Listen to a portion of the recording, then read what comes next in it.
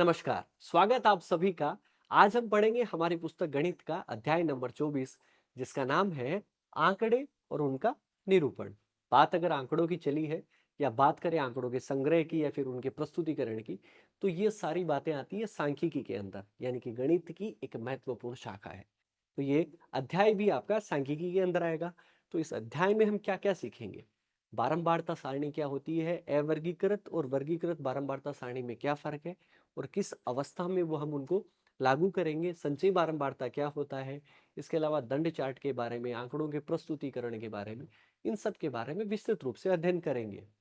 लेकिन अगर मैं आपको सीधा ही उदाहरण पर लेकर चलूंगा तो सही बातें नहीं लगेगी, क्योंकि चीजें क्यों बनी, क्या जरूरत पड़ी, इन सब के बारे में आप नहीं जान पाएंगे। इसके अलावा अगर मैं बात करूं कि आपके जो आपने क्या सीखा 24.1 है, उनके उत्तर भी नहीं दे पाएंगे। तो हमें थोड़ा सा थ्योरी वाला पार्ट समझना पड़ेगा। अब बात करें सांख्यिकी की या सांख्यिकीय आंकड़ों की, तो इससे संबंधित कुछ वाक्य आप दैनिक जीवन में जरूर सुनते हैं। जैसे कि यहाँ पर लिखा गया है, पहला वाक्य क्या, इस वर्ष स्कूल का परिणाम बेहतर रहेगा। अब ये वाक्य किससे संबंधित हो सकता है? या तो किसी स्कूल के शिक्षक से या फिर प्रधानाचार्य से, और वो भी तब जब उनको पीछे के वर्ष का परिणाम मालूम होगा, उनके आंकड़े मालूम होंगे, तभी तो वो कह पाएंगे कि इस साल का परिणाम बेहतर रहेगा। समझे आप? बढ़ते हैं दूसरे वाले वाक्य की तरफ। यहाँ पर क्या दिया गया? अगले मास पेट्रोल डीजल के मूल्य में वृद्धि हो सकती है। अगले महीने हो सकती है, इसका मतलब पिछले महीने का पता है। और इसके साथ साथ उसने उस रिपोर्ट को पढ़ा है, पेट्रोल डीजल की कीमतों में किस तरीके से वृद्धि होती जा रही है, और उनका अध्ययन किया है, विश्लेषण किया है, उसके उपरांत ये बातें कही जा रही है। इसके बाद में बात करते हैं तीसरे सेंटेंस की। शाम को भारी वर्षा होने की संभावना है। शाम को है, लेकिन उसने मौसम विभाग की रिपोर्ट को पढ़ा है, तभी तो ये संभावना व्यक्त कर रहा है। बात करें चौथे वाक्य की, तो यहां पर क्या लिखा गया है कि बीमारी से रोगी में शीघ्र ही सुधार हो सकता है। ये डॉक्टर से संबंधित एक वाक्य है। डॉक्टर इस बात को कह रहा है, उसने सारे रिपोर्ट देखे ना, ब्लड प्रेशर देखा होगा और भी रिपोर्ट जो उन्होंने ब्लड टेस्ट करवाया उसमें सुधार देखने को मिला, तभी तो वो बातें हैं। और ये सारी बातें किस पर आधारित है? आंकड़ों पर, आंकड़ों के संग्रह पर, आंकड़ों के विश्लेषण पर। और सांख्यिकी भी तो यही है। परिभाषा की बात कर ले, यहां पर लिखी गई है, एक बार पढ़ लेते हैं। सांख्यिकी वह विज्ञान है जो संख्यात्मक आंकड़ों के संग्रह, संगठन, संग्रह मतलब इकट्ठा करना, इकट्ठा भी किस किस तरीके से करते हैं वो आगे बात करेंगे, विश्लेषण, उनका अध्ययन ढंग से एनालिसिस करना, और निर्वचन, व्याख्या के साथ में कार्य करती है। ये परिभाषा हो गई है। ये कहाँ काम आएंगे आपको? ये काम आएंगे आपको 24.1 में। सारी की सारी चीजें वहां पर खालिस्तान भरने हैं आपको। चलिए, बात हो गई है सांख्यिकी। लेकिन सांख्यिकी जो शब्द है वो एक वचन के रूप में भी प्रयुक्त होता है और बहुवचन के रूप में भी। काम कहाँ आएगा? 24.1 में आएगा। देखिए यहाँ पर क्या लिखा गया है। पहला वाक्य, क्या मैं भारत की शैक्षणिक सांख्यिकी की नवीनतम प्रति प्राप्त कर सकता हूं? शैक्षणिक सांख्यिकी मतलब एजुकेशन से संबंधित स्टैटिक्स चाहिए उसको, और एजुकेशन से संबंधित, शिक्षा से संबंधित एक आंकड़े चाहिए। लेकिन उसमें क्या होगा? बहुत सारी चीजें होंगी ना। जैसे कि 0 से 5 साल के बच्चे कितने स्कूल जाते हैं, कितने बच्चे स्कूल छोड़ देते हैं, बालिकाओं का क्या रेशियो है, इसके अलावा कितने साक्षरता दर कितनी रही है, या फिर स्कूल कॉलेजों की वहाँ पर रिपोर्ट है, किस तरीके से की हमारी पढ़ाई का लेवल रहा है। तो इसमें बहुत सारी बातों के बारे में बात होती है। और जब बहुत सारी जब बातें हो जाती है तो वो किस में प्रयुक्त होता है? बहुवचन के रूप में। तो यहाँ पर सांख्यिकी किसके रूप में प्रयुक्त हुआ है? बहुवचन के रूप में प्रयुक्त हुआ है। चलिए आगे की तरफ अगर मैं बात करूं कि यहाँ पर दूसरा सेंटेंस क्या दिया गया है, मैं सांख्यिकी का अध्ययन करना चाहता हूँ, ये एक रोचक विषय है। तो यहाँ पर एक ही सब्जेक्ट तो पढ़ना चाहता है, और जब एक सब्जेक्ट कोई पढ़ना चाहता है तो वो क्या हो जाता है? एक के लिए क्या होता है? एक वचन। ये आप जानते होंगे, इतनी हिंदी तो आपको आती ही है। चलिए जी, आंकड़ों की बात हो गई, सांख्यिकी की बात हो गई, लेकिन आंकड़ों को इकट्ठा भी तो करना होता है। आंकड़े जुटाओगे कैसे? और जुटाने के आधार पर आंकड़े कहाँ से प्राप्त करें, मतलब किस तरीके से प्राप्त करें, उसके हिसाब से आंकड़ों के संग्रह में दो प्रकार होते हैं। कौन कौन से? एक तो प्राथमिक आंकड़े हो सकते हैं, और एक दूसरे कौन से? गौण आंकड़े। अब आप सोचेंगे कि ये दोनों में फर्क क्या है सर, ऐसा क्या अलग अलग है? तो देखिए भाई, जैसे कि मैं एक आदमी हूं और मैंने अपने संसाधनों का, अपनी तरफ से डिजाइन किए गए संसाधनों के हिसाब से आंकड़े एकत्रित किए। तो मेरे द्वारा अगर एकत्रित किए गए, इसका मतलब वो क्या है? प्राथमिक आंकड़े हैं, स्वयं के द्वारा ये एकत्रित किए जाने वाले आंकड़े किस में आ जाएंगे? प्राथमिक आंकड़ों में आ जाएंगे। अब बात करते हैं गौण आंकड़ों की, लेकिन हमेशा मैं ही करूं ऐसा जरूरी नहीं है। हो सकता है मेरे पास संसाधनों का अभाव हो, समय की कमी हो। इस अवस्था में मैं क्या करूं? किसी गवर्नमेंट मतलब सरकारी या प्राइवेट एजेंसी की जो रिपोर्ट प्रकाशित हुई है उससे वहां से आंकड़े ले लूं, तो वो मेरे लिए क्या हो जाएंगे? वो गौण आंकड़े हो जाएंगे। ठीक है, तो सरकारी या प्राइवेट एजेंसी की रिपोर्ट से लिए गए आंकड़े जो कि मेरे लिए आपके क्या हो जाएंगे? मेरे लिए क्या हो जाएंगे? गौण आंकड़े। लेकिन हाँ, वो सरकारी या प्राइवेट एजेंसी के खुद के लिए वो आपके क्या हो सकते हैं? प्राथमिक आंकड़े हो सकते हैं।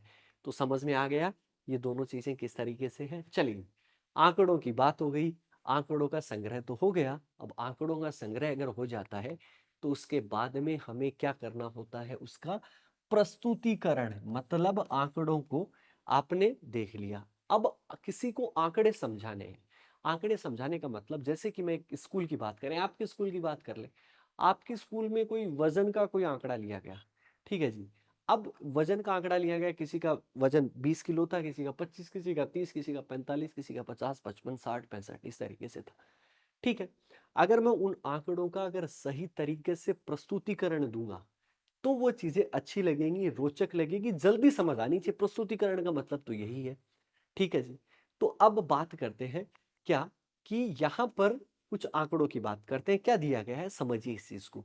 यहां पर दिया गया है मेरे भाई कि किसी कक्षा में 20 विद्यार्थी हैं, 20 विद्यार्थी, और उनका क्या है? गणित का टेस्ट लिया गया। 100 नंबर का आपका टेस्ट था, उनमें अलग अलग नंबर आए हैं सबके। ये आए किसी का 45, किसी का 56, 61, 56, और ये टोटल कितने हैं? 20 विद्यार्थी हैं। अब मैं ऐसा का ऐसा रख देता हूं, जैसे आंकड़े आए, जैसे कि कॉपी चेक करें अपन ने, तो पहला नंबर अभिषेक, इतने नंबर, इसके इतने, इसके इतने, मतलब नाम की हम बात नहीं कर रहे हैं, अभी हमें नाम नहीं पता है। ठीक है, तो ये आंकड़े जैसे कि तैसे रख दो। ये आंकड़े क्या कहलाते हैं? यथा प्राप्त आंकड़े कहलाते हैं। ध्यान रखिएगा, क्या? यथा प्राप्त आंकड़े कहलाते हैं। चलिए, ये हमें समझ आ गया कि ये यथा प्राप्त आंकड़े। लेकिन इससे अगर मैं आपको पूछूं कि सबसे कम नंबर किसके आए, कोई भी पूछ लेगा ना, आपने ऐसे कैसे रख दिए, फिर आप क्या करोगे? जैसे टेस्ट लेते हैं तो फिर क्या करते हैं? इसे ढूंढना पड़ेगा ना।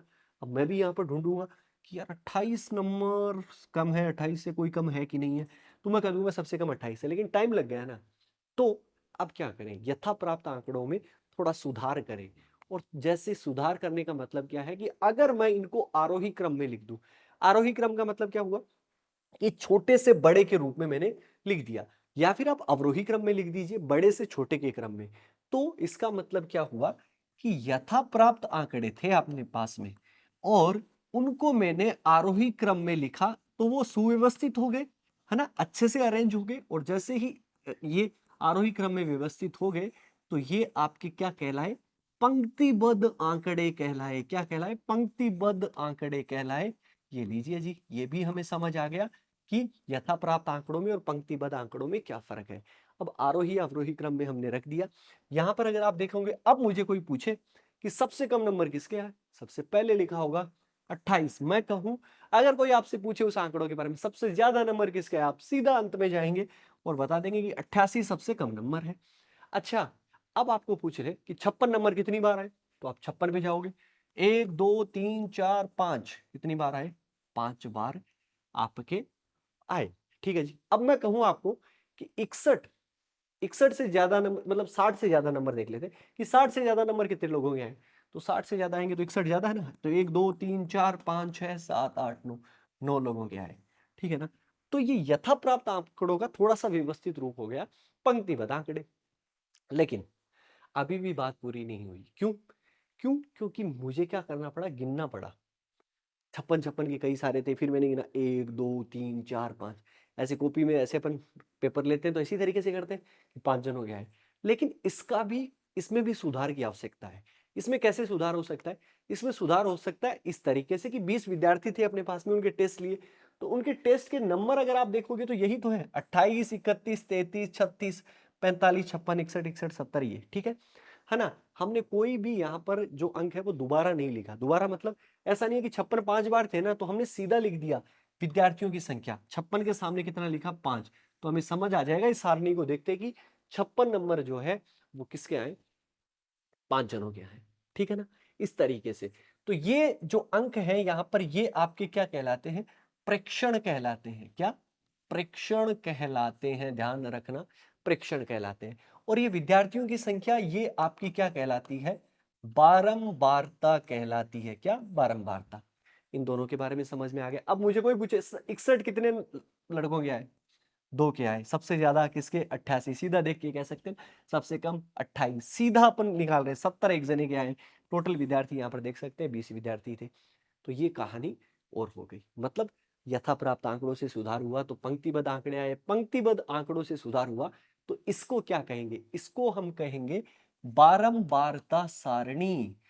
बारंबारता सारणी। लेकिन यहां पर कोई भी वर्ग का यूज नहीं हुआ है। क्या, कोई भी वर्ग का यूज नहीं हुआ है, तो ये अवर्गीकृत है। ये ध्यान रखना। अवर्गीकृत कैसे, अभी आपको मैं समझाता हूं, क्योंकि यहां पर भी सुधार की आवश्यकता है। जैसे कि मैं आपको कहूं कि 28 से 34 नंबर है, 28 से 34 नंबर, वो कितने लोगों के हैं। अब आपको काउंट करना पड़ेगा 28 से 34, यानी कि आपके 28 से 34 वाला ग्रुप अगर मैं बना दूं तब आपका, तो 28 से 34 में 28 आ जाएगा, 31 आ जाएगा, 33 आ जाएगा। 1 2 3 कितने लोगों के आए, 3 लोगों के आए। अब हमें क्या करना पड़ा, काउंट करना पड़ा। मतलब इसमें भी हम सुधार कर सकते हैं। क्यों, कब सुधार करने की आवश्यकता है, एक तो यहां पर हमारे पास में नंबर इतने ही है। ठीक है, अब ये प्रेक्षण कहलाते हैं जैसा मैंने बताया। अब तो प्रेक्षण की संख्या बहुत अधिक हो जाए, मतलब बहुत अधिक, जैसे कि आपकी 150 होगी। अब 150 में आप ऐसे ऐसे लाइन में लिखते रहोगे तो बहुत लंबा हो जाएगा ना, किसी को ढूंढने में परेशानी होगी ना। तो इसके लिए हमें वर्ग बनाने पड़ेंगे। अब वर्ग कैसे बनते हैं, सबसे पहले तो ये देखो, इसके कुछ चरण हैं, वो हम बात करते हैं। सबसे पहला काम आपको जो करना है बच्चों, वो करना है कि हमें परिसर भी देखना है। परिसर क्या होता है, अंग्रेजी में कहेंगे इसको रेंज। परिसर क्या होता है, जो सबसे बड़ा नंबर होता है। सबसे बड़ा नंबर आपका यहाँ पर कितना है, 88 है। और उसमें से सबसे छोटा नंबर आपका कितना है, 28। तो ये आप अगर आप घटा दोगे तो कितना हुआ, परिसर रेंज कितनी हुई, 60 हुई। अब हमें वर्ग बनाने हैं। वर्ग कैसे होते हैं, 28 से 35, 28 से 40 वाले, इस तरीके से। लेकिन प्रेक्षणों की संख्या ज्यादा हो जाए तब हम बात करेंगे वर्गीकृत बारंबारता सारणी, उसमें वर्ग बनाएंगे। तो सबसे पहले हमने एक परिसर निकाल लिया। अब वर्गों की संख्या कितनी रखनी है, इस बारे में कोई स्पेसिफिक तो रूल नहीं है, लेकिन फिर भी हमें 5 से कम वर्ग नहीं रखने और 15 से अधिक नहीं रखने सामान्य तौर पर। ठीक है, और उसके बाद में मिलान चिन्हों का प्रयोग करना है। मिलान चिन्हों का क्यों प्रयोग करेंगे, क्योंकि उससे क्या हो सकता है कि बारंबारता हमारी जल्दी आ जाती है। अब आप बार बार कहेंगे सर ये वर्गीकृत बारंबारता सारणी होती कैसी है, दिखाऊं तो सही। तो ये देखो आप, यहां पर अगर मैं बात करूं कि यहां पे हमने क्या किया है कि 28 से 34 वाले, 28 से 34 वालों का एक क्या बना दिया, ग्रुप बना दिया। ठीक है, और यहां पर मिलान चिन्ह हमने लगाए, तो वो आपने मिलान चिन्ह इस तरीके से होते हैं। 3 लोगों के नंबर आए तो हमने क्या लगा, 3 लाइन लिख दी। यहां पर अगर आप देखोगे तो ये 4 लाइन है। ठीक है, ये 4 लाइन है और उसके ऊपर एक ऐसे आड़ी लाइन लिखी गई है। तो 4 तो ये हो जाती है और एक ये खुद, ये मिलकर कितने का बनता है, 5 का बनता है, ध्यान रखना। अब हमारे लिए बहुत आसान चीजें हो गई है। जैसे कि कोई मुझे कहे कि ऐसा कौन सा ग्रुप है, ऐसे कौन कौन से नंबर हैं जो किसी के नहीं आए, तो मैं कह दूंगा 49 से 55 वाले हैं ना, वो ऐसे नंबर हैं जो किसी के भी नहीं आए। देख लो आप, 0 लिखा हुआ है, तो यानी कि 49 नंबर भी किसी का नहीं आया, उन 20 विद्यार्थियों में 50 भी नहीं आया, 51 भी नहीं आया। इस तरीके से आपके नंबर, समझ गए आप। तो ये और उसमें सुधार हो गया। लेकिन यहाँ पर भी फिर कमी है। क्यों, क्योंकि नंबर हमेशा पूरे आए जरूरी तो नहीं है ना। तो पूरी नहीं आए, जैसे कि मान लो मैं आपको पूछूं, मेरा ऐसा सवाल हो जाए कि 34.5 नंबर है, 34.5 नंबर किसके आए, अब कौन से वर्ग में लोगे आप। अब तो आपको समझ में नहीं आ रहा, तो इस अवस्था में क्या करेंगे, इस अवस्था में हमें इसमें सुधार करना पड़ेगा। और सुधार कुछ इस तरीके से करना पड़ेगा कि यहां पर क्या लिया गया है, 28 से 35 लिया गया, लेकिन इसके बाद में अगर आप देखोगे तो 35 से स्टार्ट हुआ है। पीछे जाओ, 28 से 34 एक बार ही आया, फिर 35 से लागू हुआ। 34.5 नहीं आ पाया, लेकिन यहां पर 28 से 35, 35 से 42। अब आपका दिमाग लग रहा होगा कि यहां पर 35 दोनों में कैसे आ सकता है। तो हम क्या करते हैं, 28 से 35 वाला समझिए आप। तो इसमें क्या है कि 28 वाला काउंट होगा और 28 से ज्यादा होगा। लेकिन हमें क्या करना है, 35 से कम लेना है, 35 से कम ही लेना है, 35 वाले को, और 35 से ज्यादा वाले को हमें किस में लेना है, दूसरे वाले में लेना है। 35 से छोटा होना चाहिए 28 से 35 में, 28 से चालू हो सकता है, 35 से कम आना चाहिए। यहाँ पर मिलान चिन्ह आपके 3 है, बारंबारता 3 है, वहीं 20 लोग हैं। इस तरीके से अपने को करना है। तो ये वर्गीकृत आपकी बारंबारता सारणी और ये सही रूप है। ठीक है जी, तो समझ में आ गई अब तक चीजें। अब हम एक उदाहरण के माध्यम से समझते हैं किस तरीके से हमें देखना है। और आपके जो 24.2 में जो प्रश्न लिखे होंगे ना, वो इनके आधार पर आप बहुत आसानी के साथ में कर सकते हो। पहला उदाहरण क्या दिया गया है, 24.1 का उदाहरण आपका निम्न आंकड़ों के लिए जो 32 व्यक्तियों की दैनिक मजदूरी में प्रदर्शित करते हैं। तो दैनिक मजदूरी है, मतलब कुछ रुपए कमाते हैं, और लोग कितने हैं ये आप देख लो, 32 लोग हैं। ठीक है जी। अब 32 लोग हुए तो प्रेक्षण अलग हो गए ना, प्रेक्षण आपके बहुत सारे हो गए। अब 32 के आप अलग अलग लिखोगे तो आपको टाइम लग जाएगा, 105 ऐसे गिनोगे। तो हमें क्या करना है, यहाँ पर हमें लिखना है, एक बारंबारता सारणी की रचना करनी है। लेकिन बारंबारता हम कौन सी करेंगे, वर्ग वाली। क्यों करेंगे, क्योंकि यहाँ पर दिया गया है माप 10 के वर्ग अंतरालों का प्रयोग कीजिए। तो ये है आपकी दैनिक मजदूरी। किसी का 110 है, किसी का 184 है, किसी का 150 है, किसी का 129 है, किसी का आपका 100 आपका कितना है, 41 है। इस तरीके से है, लेकिन माप कितना होना चाहिए, 10 का। अब हमें क्या करना है, हमें करना है कि सबसे छोटा नंबर अपने को, यानी ये सबसे छोटी मजदूरी जिसको दैनिक मजदूरी मिलती है वो ज्ञात करना है। तो यहां पर ये आपका कितना हो गया, 105 हो गया। 105 से अगर आप देखोगे तो छोटा कुछ भी नहीं है। तो 105 से स्टार्ट करेंगे, लेकिन हमें क्या करना है, यहां पर देख लो माप 10 के। तो हमें क्या करना होगा कि 105 से हम कितना रखेंगे, 105 से हम जो रखेंगे वो 115 हम रखेंगे, 115 ध्यान रखिएगा, 115। लेकिन दूसरा हम कहां से स्टार्ट करेंगे, फिर 115 से 125 हम रखेंगे। दोनों में क्यों आया है ये आप ध्यान रखना। यहां पर निम्न सीमा ये होती है, ऊपरी सीमा ये होती है। 115 से छोटा रखना है। चलिए, तो हम बात करते हैं और एक सारणी को हम बना लेते हैं, और वो सारे के सारे नंबर मैंने यहाँ पर लिख दिए हैं। लेकिन ध्यान रखिएगा कि माप अपने को कितने की बनानी है, ये आप यहाँ पर अपने को देखना है। हम स्टार्ट कितने से करेंगे, सबसे छोटे से स्टार्ट करेंगे। ठीक है जी। और अगर आप पीछे की तरफ अगर आप जाओगे तो आपको ये नजर आ जाएगा, यहाँ पर 105 से 115 सबसे छोटा नंबर, इस तरीके से मैंने आपको पहले भी बता दिया है। चलिए, तो 105 से स्टार्ट करेंगे, सबसे छोटा नंबर अपने पास में आ चुका है। और 105 से 115 के मध्य आपके कितने आएंगे ये अपने को देखना है। चलिए स्टार्ट करते हैं। 105 से 115, 105 से 115 में एक तो ये आ जाएगा, 110 बिल्कुल आएगा। ठीक है जी। यहाँ पर ये दोनों नहीं होंगे, ये भी नहीं होंगे, बट 105 होगा। ठीक है, दो हो गए।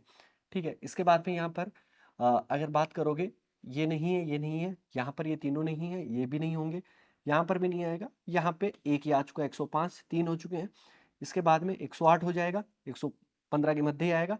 और 115 से छोटा आपका 112 भी होगा। तो टोटल कितने हो गए, 5 बने। तो 5 को हम कैसे लिखते हैं, ये 4 ऐसे लाइन और एक ऐसे तिरछी लाइन। तो टोटल कितने बने, 5 बने। चलिए, 5 हमने लिख दिया है। आगे की तरफ बात करते हैं, आगे चीजों को समझते हैं। 115 से 125 जाएंगे। अब 115 से 125 में क्या होगा, 115 को भी लेंगे और 115 से बड़े, लेकिन 125 से छोटे हमें रखने हैं। तो यहां पर 115 वाले अगर मैं लूंगा, 125 से छोटे, 125 से छोटे नहीं है, 125 से छोटे यहां पर भी नहीं है, यहां पर 125 से छोटे नहीं, यहाँ पे भी नहीं, यहाँ पे भी नहीं है, यहाँ पे भी नहीं है, यहाँ पे भी नहीं है, यहाँ पर भी नहीं है, यहाँ पे भी नहीं है।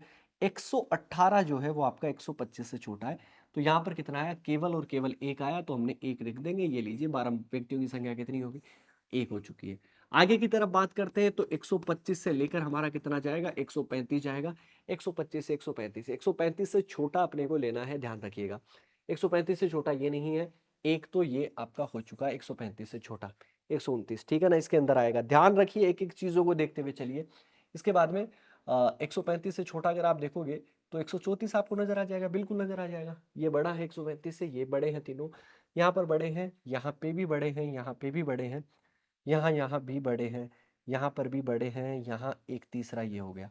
तो यहाँ पर एक एक ये हुआ, और एक दूसरा ये हुआ, तीसरा ये हुआ। इसके अलावा सब बड़े हैं, तो टोटल आपके कितने बनेंगे, 3। तो यहाँ पर हम कितना रख देंगे, 3 रख देंगे। चलिए, इसके बाद में अगर बात करेंगे तो 135 से आप स्टार्ट करोगे और 145 तक जाओगे। तो हमें कितना करना है, 145 से छोटा। अब 145 से छोटा ये नहीं है, एक तो ये हो चुका है। चलिए मैं एक लिख देता हूँ यहाँ पर। क्योंकि गलती नहीं करनी चाहिए। 145 से छोटा है तो ये आपका दूसरा हो गया। इसके बाद में 145 से छोटा रखना है। 145 इसमें नहीं आएगा, ये ध्यान रखना। क्यों? क्योंकि 145 से नीचे रखना है, ठीक है। दो हो चुके हैं, ये 145 से बड़े हैं। यहाँ पर 145 से भी ये भी बड़े हैं। 145 से बड़ा ये नहीं है तो ये आपका 3 हो गया। चलिए ये 3 हो गया। इसके बाद में 145 से छोटा आपको ये रखना है तो आपका 4 हो गया। 140 वाला यहाँ पर ये बड़े हैं, यहाँ पे बड़े हैं। 140 आपका यहाँ पर भी है, तो टोटल यहाँ पर कितने बने? 5 बन गए। तो 5 इस तरीके से लिखते हैं, तो यहाँ पर कितना हो गया? 5 हो गया। चलिए आगे की तरफ बात करते हैं। तो यहाँ पर 145 से लेकर हमें कितना जाना है? 155 जाना है। 155 से छोटा ही रखना है। 155 से छोटा अगर आप रखोगे तो 150 आपका आ चुका है। चलिए मान लिया। इसके बाद में यहाँ पर चलो ये छोटा नहीं है, 155 से छोटा रखना है, ये नहीं आएगा बट ये आएगा। एक और एक कितने हो गए? 2 हो चुके हैं। 150 और 145, तो एक एक 2 तो अपने हो चुके हैं। इसके बाद में ये आपका बड़ा है, ये बड़ा, ये आपका छोटा है, तो ये आपका कितना हो गया? 3 हो गया। चलिए ये भी समझ में आ गया। यहाँ पर बड़ा हो गया, ये बड़ा, ये बड़ा, ये आपका छोटा है, इसका मतलब 4 हो गए। ये लीजिए ये 4 हो चुके हैं। ये बड़े हो चुके हैं, ये दोनों बड़े हैं, यहाँ पर बड़ा है, ये बड़ा, ये बड़ा, इसका मतलब टोटल कितने बने? 4 बने। तो ये लीजिए 4 आपका आ चुका है। 5 1 3 5 4 इस तरीके से अपने आते रहेंगे। आगे की तरफ बात करते हैं, आगे चीज़ों को देखते हैं समझते हुए। 155 से लेकर अपन कितने चलेंगे? 165 की तरफ चलेंगे। ठीक है जी। व्यक्तियों की संख्या अगर आप गिनना चाहें तो 5 1 6 3 9 9 और 5 आपके 14 और 4 कितने हो चुके हैं? 18 हो चुके हैं। चलिए आगे देखते हैं। 165 में से ये बड़ा है, 165 से छोटा चाहिए। तो एक तो ये हो गया, दो ये हो गया, तीन ये हो गया। तीन के अलावा तीन के अलावा एक 4 आपका ये हो चुका है, और 5 ये हो गया। तो टोटल आपके कितने बने? यहाँ पर 5 बने। तो 1 2 3 4 ये हो गया 5, तो 5 आपका यहाँ पर ऐसे हो गया। आगे की तरफ बात करते हैं। पूरा इसी के अंदर लिखना है, ये भी अपने को ध्यान में रखना है बच्चों, कहीं गलती मत कर देना। 165 से लेकर अपने को 175 तक जाना है। 165 से 175 अगर आप जाएंगे तो किस तरीके से जाएंगे? अब 175 से छोटा रखना है, ये बड़ा हो गया। चलिए ये भी बड़ा हो गया, ये तीनों कट चुके हैं, ये तीनों कट चुके हैं, ये भी बड़ा है। 175 से ये भी बड़ा है। यहाँ पर ये भी आपका बड़ा है, ये भी आपका बड़ा हुआ है। 175 से छोटा मुझे जो नजर आ रहा है वो आपका 169 नजर आ रहा है। और ये टोटल आपके कितने बनेंगे? एक बनेंगे। तो एक यहाँ पर आ जाएगा। चलिए आगे की तरफ बात करते हैं, आगे चीजों को और देखते हैं। 175 175 से लेकर हम कितना जाएंगे? 185 जाएंगे। देखते हैं यहाँ पर कितने आते हैं। तो एक तो ये हो जाएगा 185 से छोटा। एक और एक आपके कितने हो गए? 2 हो चुके। दो तो मैं पहले ही लिख दूं, फिर गलतियां नहीं करें अपन। ये कट हो चुका है, ये आपका बड़ा हो गया, ये बड़ा हो गया, ये आपका इसमें आ जाएगा। तो ये आपका 3 हो चुका है, तो ये तीसरा लिख दिया। चलिए जी। 190 बड़ा है, 203 बड़ा है, 185 नहीं आएगा क्योंकि 185 से छोटा लेना है, इसका मतलब 3 ही आएंगे। तो 3 आपके यहाँ पर आ जाएंगे। आगे बात करते हैं 185 से लेके 195 तक। 185 से लेके 195 तक देखते हैं कौन कौन आता है। ये 3 कट हो चुके हैं, ये 3 कट हो चुके हैं, ये 3 हो गए, ये 3 हो गए। तो 195 से तो ये तो बड़ा है, ये भी बड़ा है। एक आपका यहाँ पर है 190, और इसके अलावा एक आपका ये है 2। तो ये टोटल कितने बने? 2 बने। तो यहाँ पर मैं कितना लिख देता हूँ? 2 लिख देता हूँ। अब आगे की तरफ बात करते हैं। 195 से लेकर आपके कितने? 205 तक। ठीक है। यहाँ पर अगर आप व्यक्तियों की संख्या अगर आप देखोगे तो 5 1 6 6 3 9 5 14 14 4 18 18 और 5 कितने हो जाएंगे? 23 23 1 24 24 और 3 कितने हो जाएंगे? 24 और 3 27 27 और 2 कितने हो गए? 29 हो चुके हैं। अब 3 और चाहिए। तो 3 अगर आप देखोगे तो वहीं बचे होंगे। एक तो ये बचा होगा, 2 ये बचा होगा, ठीक है जी, और ये एक तीसरा। तो यहाँ पर टोटल कितने हो गए? 3। तो ये मिलाकर 3। सभी व्यक्तियों की संख्या अगर आप जोड़ोगे तो 32 व्यक्तियों की मजदूरी। और ये आपकी क्या होगी? दैनिक बारंबारता सारणी, और वो भी आपकी वर्गीकृत। इस तरीके से करेंगे। समझ में आ गया 24.1? कोई दिक्कत नहीं आई। चलिए बढ़ते हैं अब अपने 24.2 वाले उदाहरण की तरफ। वो भी तो अपने को करना है। क्या दिया गया है यहाँ पर? समझिए कि यहाँ पर अगर आप देखोगे तो 30 विद्यार्थियों की ऊंचाइयां सेंटीमीटर में दी गई है, और 30 विद्यार्थियों की सेंटीमीटर में ऊंचाई है यहाँ पर इस तरीके से। लेकिन मैंने पहले ही ऑलरेडी आगे लिख दिया, आप चिंता मत करिए, बार बार हम आगे पीछे नहीं होंगे। यहाँ पर क्या दिया गया है? वर्ग कैसे बनाने? 161 से 165, ये 5 5 का बनाना है। लेकिन 165 से 100 आगे नहीं गया है, मतलब 165 के बाद में 166 आया है। इस तरीके से अपने को बनाना है। पिछले वाले में और इस वाले में फर्क है, ये आप ध्यान रखना। उपरोक्त आंकड़ों का एक वर्गीकृत बारंबारता वर्णन सारणी बनानी है, और उससे ऊंचाइयों के बारे में निष्कर्ष निकालना है। तो चलिए यहाँ पर चीजें मैंने पहले ऑलरेडी लिख दी हैं। सबसे पहले सबसे छोटा नंबर ज्ञात करते हैं, क्योंकि वहीं से तो अपन ज्ञात करेंगे। तो यहाँ पे सबसे छोटा नंबर अगर आप देखोगे तो 151 है। 151 से छोटा कुछ भी नंबर नहीं है। तो हम स्टार्ट कितने से करेंगे? 151 से स्टार्ट करेंगे, और 151 से आपका कितना हो जाएगा? 155 आपका हो जाएगा, क्योंकि 5 का डिफरेंस हो गया। अब इसके बाद में अपन देखते हैं कि 151 से 155 में कौन-कौन आएगा। तो एक ही आ जाएगा, 2 ही आ जाएगा, 2 के बाद में ये 3 हो गया।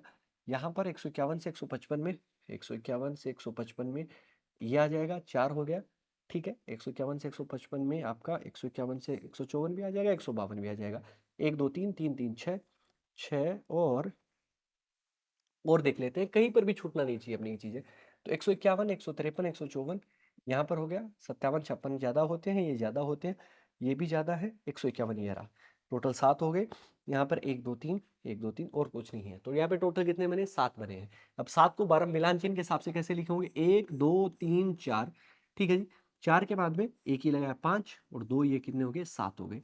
ये लीजिए जी, पहले में हो जाएगा 7। अब इसके बाद में हम आगे की तरफ चलेंगे तो 156 से स्टार्ट करना है, ध्यान रखना।